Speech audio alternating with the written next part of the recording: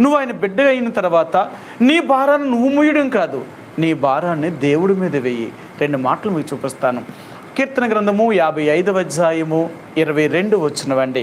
55 కీర్తన 55వ అధ్యాయము 22వ వచనం.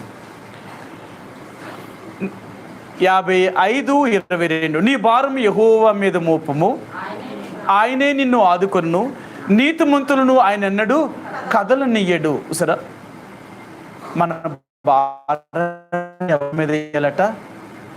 నీ భారం యెహోవా మీద మోపాలి. ఎంత దేవుడు నమ్ముకున్నా మనం మొయ్యాలనుకుంటాం. అందుకనే దేవుడు అంటున్నాడు, నీ కర్మ, నీ చింత, నీ బాధ, నీ విచారము నువ్వే మోస్తాను అంటే నాకేం కావాలా? నువ్వు అనుభవించు. లేదు, నీ చింత, నీ భారము, నీ విషయాలన్నీ నా మీద వేసేసావా, నేను చూసుకుంటాను.